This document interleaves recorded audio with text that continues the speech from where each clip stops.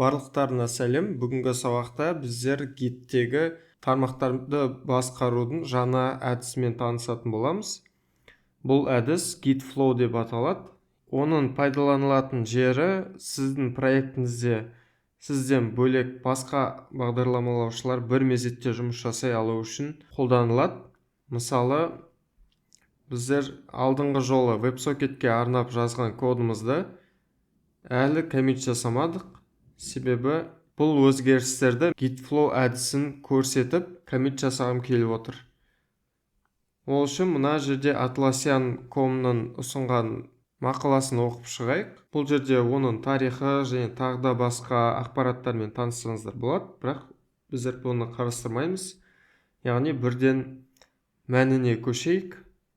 Біздерде алдыңғы сабақта көрсеткендей, біздің суреттер деген проектімізде екі тармақ бар. Біреуі main, екіншісі develop. Біздер қазір осы develop тармағына бірден өзіміз коммит жасап жатырмыз. Бұл бір жағынан проектті жалғыз адам болып басқарып жатқандықтан олай да жұмыс жасай беруге болады. Бірақ та егер сіздің проектіңізде көптеген адамдар қатар жұмыс жасайтын болса, сіздер бұлай бірден develop тармағына коммит жасағандарыңыз дұрыс емес. Себебі әртүрлі конфликттер шықпауы мүмкін.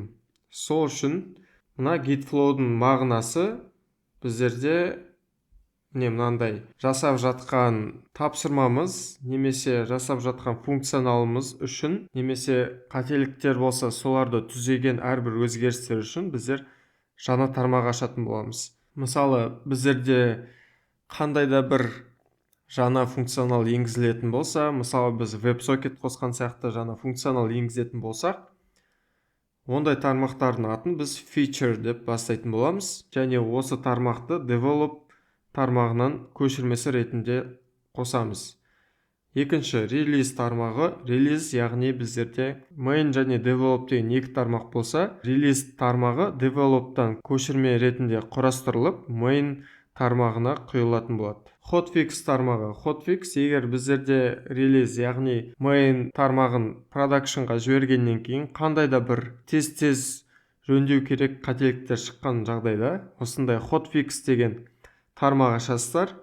Бұл тармақ main тармағынан ашылатын болады. Яғни main тармағының көшірмесі ретінде ашылып, қатеңізді түзейсіз де қайтадан main тармағына және develop тармағына қосасыздар. Одан соң мына жерде support тармағы туралы жазылған, немесе бұдан да басқа әр қолданушы өзіне ыңғайлы болатындай етіп пайдалана берсе болады. Мысалы, мен сіздерге мына hotfix-тің қасына bugfix деген сияқты тармақты ұсынамын. Бұл тармақ біздерде main тармағынан емес, develop тармағынан алдымен көшіріліп, сол develop-қа салынады, содан соң main-ға салынатын болады. Оның бір жақсы жері, сіздер кодыңызды develop-та тексересіздер, ал егер hotfix болса, сіздер кодыңызды бірден main-да тексеру керек болады. Бұлайша айтқанда осылай. Енді мына жерде әртүрлі суреттерін көрсеңіздер болады. Бұл мақалада Git Flow деген қосымшаны пайдаланған. Осы қосымшаны пайдалансаңыздар да болады. Бірақ бұл қосымша, яғни мынандай командалар жасайды. Git Flow feature, start feature, branch деген сияқты. Бірақ біздер бұл қосымшаны пайдаланбай, мынандай Git-тің өзінің командаларымен жазып шығатын боламыз. Енді біздер WebSocket, яғни WebSocket-ке арналған feature тармағын ашайық. Енді терминалға өтейік. Біздерде міне Git develop деп қазір develop тармағы таңдалған туралы ақпарат бар. Ал кодымызға өтсек, міне біздің кодымыз коммит болуға дайын тұр барлығы. Енді осыларды жаңа тармаққа қосу үшін біздер ешқандай коммит жасамаймыз. Мысалы, git status деп тексерем. Міне менде мына файлдар өзгерген көрініп тұр. Енді жаңа тармақ ашатын болам. Ол тармақтың аты git checkout -b. -b деген, яғни жаңа тармақ ашу. Ол үшін сіздер мына git checkout develop деген, яғни сіз басқа тармақта тұрсаңыз, сол developқа ауысу деген сөз. Біздер қазір бәрібір develop'та тұрық, сол үшін еш нәрсе өзгермейді. Міне, already on develop деп көрсетіп тұр. Енді келесі команда мынандай осы жерде тұрып біздер жаңа тармақ ашамыз. Ал мына жерге checkout қосқан кезде біз бірден сол тармаққа көшіп кететін боламыз. Git checkout -b feature web socket деп жаңа тармақ ашайын. Міне мен feature WebSocket деген жаңа тармақ аштым. Енді осы тармақтың ішінде біздер кодымызды салатын боламыз. Осы үшін мына жерде git add нүктеде барлығын қосып, git status тексереміз. Міне барлығы қосылды. Мына жерге өтсем, міне барлығы stage деген бөлімге өтті. Енді мынаның барлығын біздер бір коммитпен сипаттасақ болады. Бұл яғни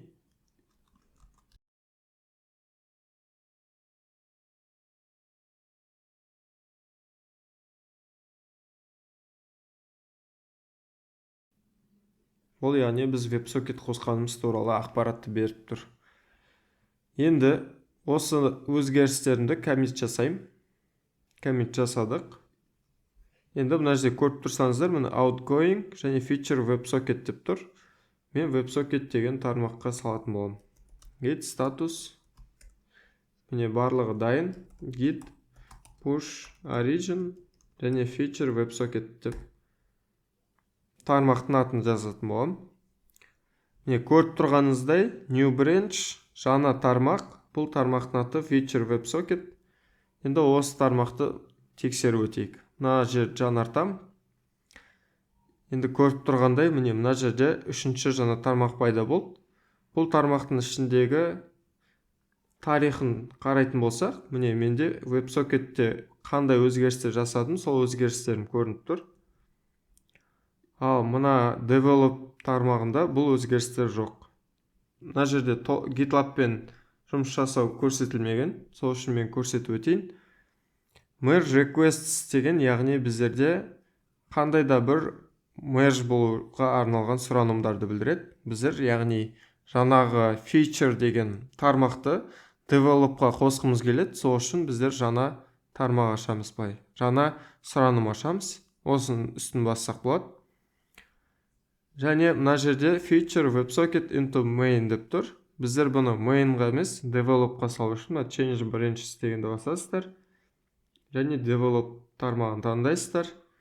Салыстыру және жалғастыру дегенді басасыздар. Енді мына жерде commit. Бұл develop және feature WebSocket'тің арасында қанша commit бар екенін көру үшін міне мынаны басасыз. Мына жерден соңынан көрсеңіздер болады. Яғни бұл екі тармақтың арасында тек қана бір ғана commit бар. Және мынандай өзгерістер бар деген сөз. Бұның бәрін қарамай қойық. Және мына жерде қандай да бір тақырып жазсаңыздар болады. Осындай жаңа тағы да басқа адамдарға түсінікті болатындай тізім жазып қойсаңыздар болады.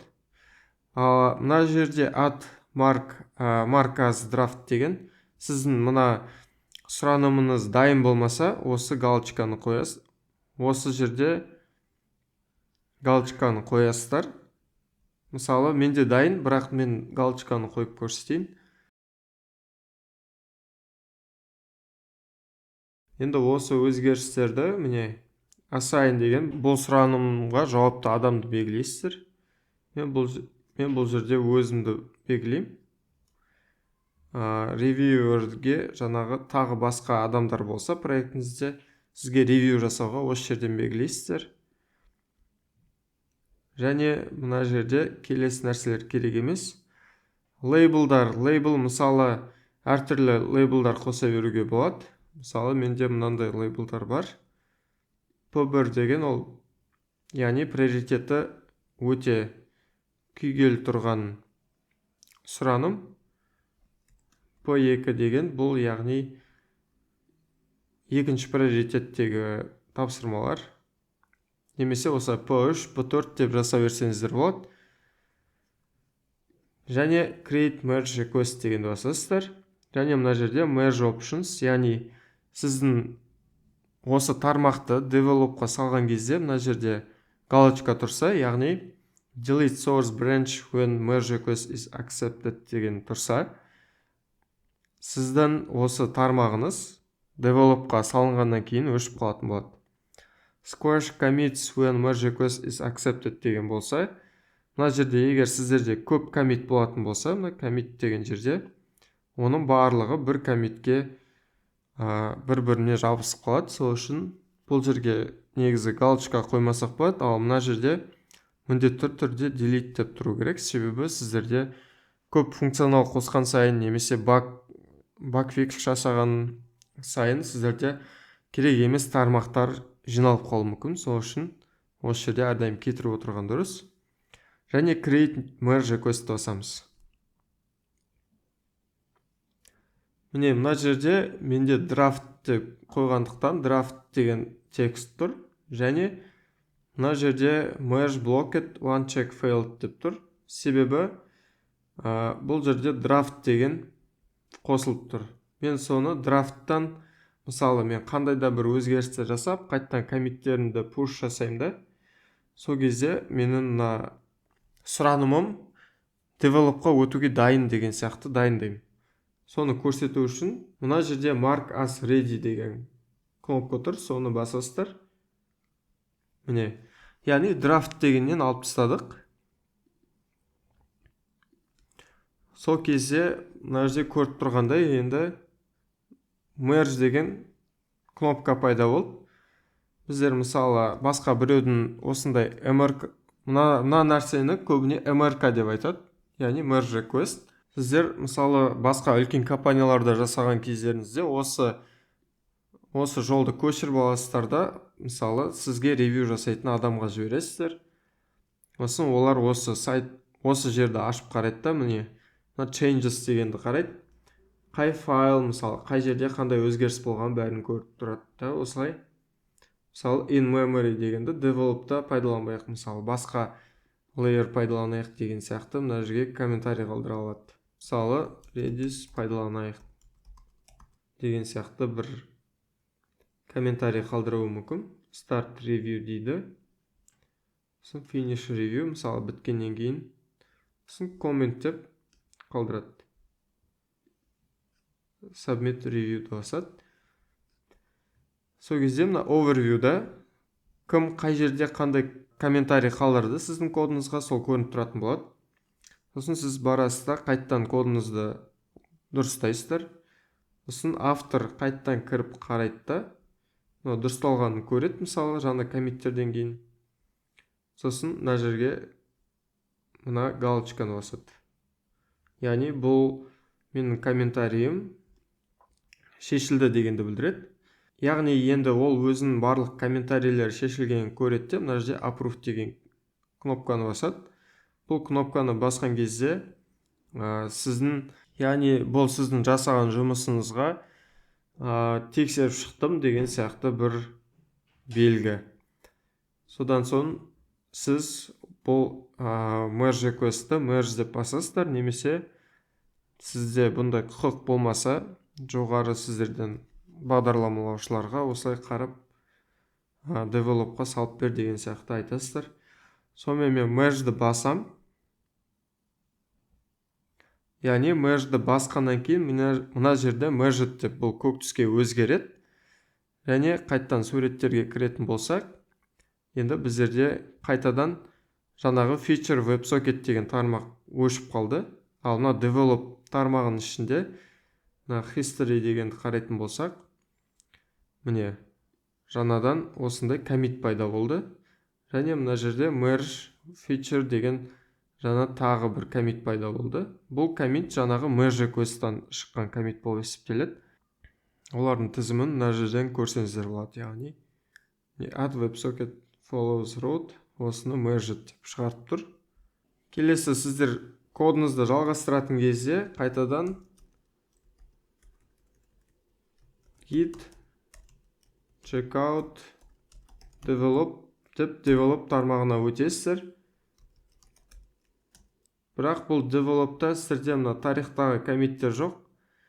Соларды алу үшін сіздер жаңа немесе өзіңіздің жаңа кодыңызды бастамай тұрып, git бұл origin develop деп жазып аласыздар.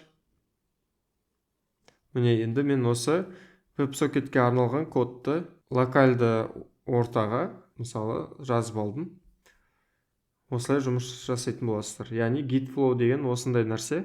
Енді оның релиз жасайтын болсақ, біздер былай жасаймыз. Scout-b release. Енді осы релиз деген тармақты мына жерде көрсеңіздер, менде релиз деген тармақ жоқ. Сол тармақ болу үшін git push origin release дейміз. Бұл релизді немесе қандай да бір санмен белгілеген дұрыс. Себебі яғни сіздің әрбір программаңыздың продакшнның өзінің версиялары болады. Мысалы біздің релиз деген тармағымыз ол 0.0.1 версия болуы мүмкін. Сол үшін мысалы жаңадан тармақ ашқан кезде былай 0.0.1 немесе 0.0.2 деген сияқты санмен беріп отырған дұрыс. Сонымен мен міне релизді push жасадым. Енді көрейік.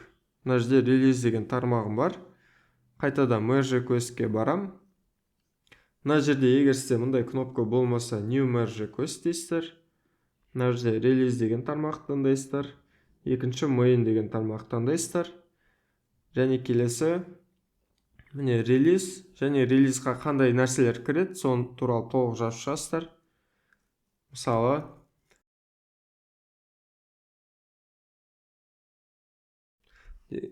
WebSocket деген сияқты тағы да басқа осы релизде не нәрсе кіреді, солар туралы жазып шығасыздар.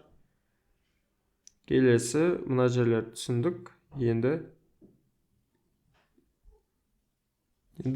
мына жерде көріп тұрғандай, бұл проектті қашаннан бастап, мысалы қандай өзгерістер салайын деп жатырмыз, соның бәрін көріп тұрмыз. Міне бұл сәуір айынан бастап мына жерде июньге дейін жалғасып жатыр. Осы барлық комиттер көрініп тұр. Одан бөлек changes'қа өтсеңіздер, қандай файлдар өзгергені, қаншалықты код өзгергені бәрі көрініп тұратын болады. Яғни бұл develop және main тармақтарының айырмашылықтарын көрсетіп тұр. Енді create merge request деймін. Және бұл менің проекттің дайын болғандықтан мына жерде яғни merge дегенді баса берсек болады, және delete дегенді ұмытпаймыз. Енді қайтадан суреттерге өтсек, міне main деген тармақтың ішінде барлық осы develop тармағының ішіндегі кодтар бар болып есептеледі. Яғни біз қалай релиз жасау керегін түсініп алдық. Және бір айта кетерлік мәселе, релиз тармағын құрастырмайды merge жасауға болады. Ол үшін мына жерде develop'ты таңдайсыздар, мына жерде екіншісінде main дегенді таңдайсыздар да осылай жасай бересіздер. Бұл жерде қазір ешқандай айырмашылық жоқ, көріп тұрғандарыңыздай. Бірақ байқамай мына develop деген тармақты өшіріп алмау керек. Сол үшін егер develop'тан mainға сұраным merge жіберіп жатсаңыздар, онда мына жердегі delete дегенді алып тастау керек. Немесе мына settings repository деген жерде protected branches деген бар. Осы жерге develop'ты да қосып қойғандарыңыз дұрыс. Мысалы мен былай қосып қоям оны. Develop. Бұны merge жасауға, яғни тек maintainer-ға ғана құқығын берем. Және protect-ті басамыз. Енді бұл develop тармағы еш қалай өшпейтін болады, немесе осындай тексеріс қойып қойсаңыздар болады. Жалпы бүгін біздер git flow туралы түсіндік. Қысқаша резюме айтатын болсақ, main тармағынан develop деген тармақ шығады, develop тармағынан release деген тармақ шығады, және ол release mainға merge жасалынады, ал develop'тан және мысалы жаңа бір функционал жасайтын болсаңыздар, feature деген тармақ ашасыздар, және осы feature ол өзі сіз функционалыңызды жасап болғаннан кейін develop'қа саласыздар, ал release мысалы тармағы біткесін ол develop, яғни develop және main деген тармаққа мэр жасалынатын болады. Ал mainда, яғни сіздің продакшнда қандай да бір қате шықса, оған hotfix деген тармақ ашасыздар. Және ол hotfixті develop және main тармағына салатын боласыздар. Сонымен қысқаша сабақ осылай. Сабақты көргендеріңізге рахмет. Келесі сабақтарда кездескенше.